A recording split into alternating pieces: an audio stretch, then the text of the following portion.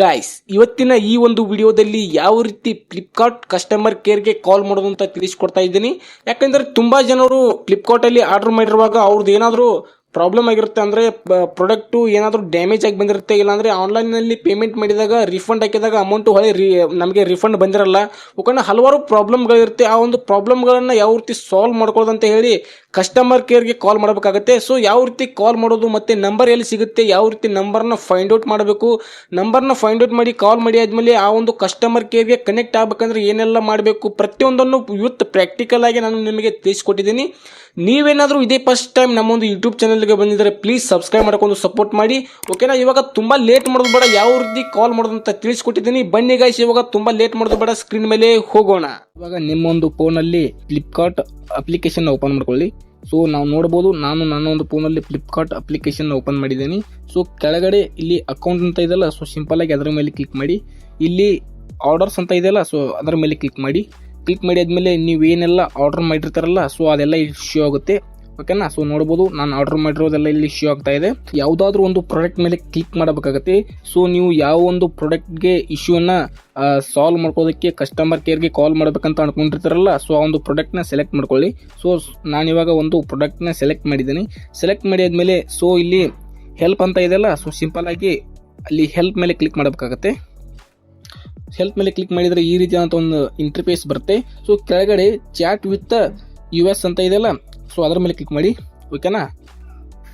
So ಅದರ ಮೇಲೆ click ಮಾಡಿ ಆದಮೇಲೆ ಈ ರೀತಿಯಾದಂಥ ಒಂದು ಇಂಟರ್ಫೇಸ್ ಬರುತ್ತೆ. ಸೊ ನೋಡ್ಬೋದು, ನಾನು ಇಲ್ಲಿ ಚಾಟ್ನ ಮಾಡಿದ್ದೀನಿ, ಓಕೆನಾ. ಸೊ ಇಲ್ಲಿ ನಿಮ್ದು ಏನು ಇಶ್ಯೂ ಇರುತ್ತೆ ಅದನ್ನು ಟೈಪ್ ಮಾಡ್ಕೊಳ್ಳಿ. ಕೊನೆಗೆ ಈ ರೀತಿ ಬರುತ್ತೆ, ಓಕೆನಾ. ಅದಾದ್ಮೇಲೆ ಇಲ್ಲಿ ಟೈಪ್ ಮಾಡಬೇಕಾಗುತ್ತೆ, ಪ್ಲೀಸ್ ಕನೆಕ್ಟ್ ಕಸ್ಟಮರ್ ಕೇರ್ ಅಂತ ಹೇಳಿ, ಓಕೆನಾ. ಅದಾದ್ಮೇಲೆ ಇಲ್ಲಿ ಸೆಂಡ್ ಮೇಲೆ ಕ್ಲಿಕ್ ಮಾಡಿ, ಮತ್ತೆ ಈ ರೀತಿ ಬರುತ್ತೆ.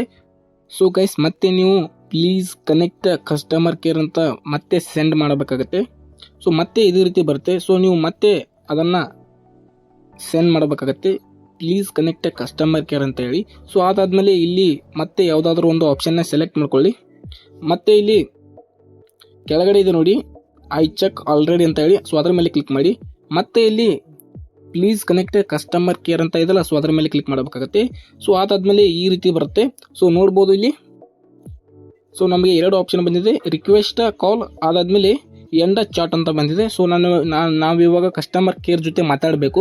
ಸೊ ಅದಕ್ಕೋಸ್ಕರ ರಿಕ್ವೆಸ್ಟ್ ಕಾಲ್ ಅಂತ ಇದೆಯಲ್ಲ, ಸೊ ಸಿಂಪಲ್ ಆಗಿ ಅದರ ಮೇಲೆ ಕ್ಲಿಕ್ ಮಾಡಿ ಆದಮೇಲೆ ಸೊ ಈ ರೀತಿಯಾದಂಥ ಒಂದು ಇಂಟರ್ಫೇಸ್ ಬರುತ್ತೆ. ಸೊ ನೋಡ್ಬೋದು, ಇಲ್ಲಿ ಲ್ಯಾಂಗ್ವೇಜ್ ಅನ್ನು ಸೆಲೆಕ್ಟ್ ಮಾಡಬೇಕಾಗುತ್ತೆ. ಸೊ ನಮ್ಮದು ಯಾವ ಲ್ಯಾಂಗ್ವೇಜ್ ಇದೆ, ಸೊ ಆ ಒಂದು ಲ್ಯಾಂಗ್ವೇಜ್ ಅನ್ನು ಸೆಲೆಕ್ಟ್ ಮಾಡಬೇಕಾಗುತ್ತೆ. ಸೊ ಇಲ್ಲಿ ಹಲವಾರು ಲ್ಯಾಂಗ್ವೇಜಸ್ಗಳಿದ್ದಾವೆ. ಸೊ ನಮಗೆ ಬೇಕಾಗಿರೋದು ಕನ್ನಡ. ಸೊ ಅದಕ್ಕೋಸ್ಕರ ನಾವು ಕನ್ನಡ ಲ್ಯಾಂಗ್ವೇಜ್ ಅನ್ನು ಸೆಲೆಕ್ಟ್ ಮಾಡಬೇಕು. ಆದರೆ ಇಲ್ಲಿ ಕನ್ನಡ ಲ್ಯಾಂಗ್ವೇಜು ತೋರಿಸ್ತಾ ಇಲ್ಲ. ಬಟ್ ನೀವು ತಲೆ ಕೆಡಿಸ್ಕೊಳ್ಳೋಕೆ ಹೋಗಬೇಡಿ, ಇದು ನನ್ನ ಮೊಬೈಲಲ್ಲಿ ಈ ರೀತಿ ಬರ್ತಾ ಇದೆ. ಸೊ ನಿಮ್ಮ ಒಂದು ಮೊಬೈಲಲ್ಲಿ ಚೆಕ್ ಮಾಡ್ಕೊಳ್ಳಿ.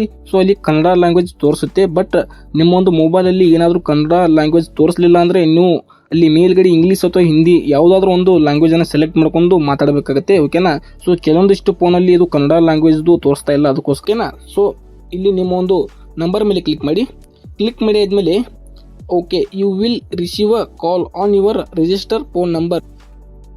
ಓಕೆ, ನೋಡ್ಬೋದು, ಇವಾಗ ನನಗೆ ಫ್ಲಿಪ್ಕಾರ್ಟ್ ಕಡೆಯಿಂದ ಇದ್ರ ಬಂದಿದೆ, ಕಾಲ್ ಬಂದಿದೆ. ನಾನು ಇವಾಗ ಕಾಲ್ ಪಿಕ್ ಮಾಡಿ ಹೇಳ್ತೀನಿ. ಓಕೆ ಗೈಸ್, ನೋಡ್ಬೋದು, ನಾನು ಯಾವ ರೀತಿ ಫ್ಲಿಪ್ಕಾರ್ಟ್ ಕಡೆಯಿಂದ ಕಾಲ್ ಮಾಡೋದಂತ ತಿಳಿಸ್ಕೊಟ್ಟಿದ್ದೀನಿ. ಸೊ ಅದು ಕಾಲ್ ಕಲೆಕ್ಟ್ ಆಗುತ್ತೆ. ನಿಮ್ಗೆ ಏನು ಬೇಕಲ್ಲ ಅದನ್ನು ನೀವು ಅಲ್ಲಿ ಮಾತಾಡ್ಬೋದು, ಓಕೆನಾ.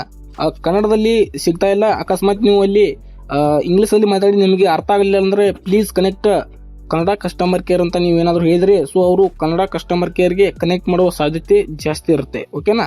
ಸೊ ಇದಾಗಿತ್ತು ಇವತ್ತಿನ ವಿಡಿಯೋ ಇಷ್ಟ ಆಗಿದೆ ಅಂತ ಅನ್ಕೊಳ್ತೀನಿ. ಇಷ್ಟ ಆಗಿದ್ರೆ ಪ್ಲೀಸ್ ನಮ್ಮ ಒಂದು ಚಾನಲ್ಗೆ ಸಬ್ಸ್ಕ್ರೈಬ್ ಮಾಡ್ಕೊಳ್ಳಿ, ಓಕೆನಾ. ಸಿಗೋಣ ಮತ್ತೆ ಮುಂದಿನ ವಿಡಿಯೋದಲ್ಲಿ. Thank you so much.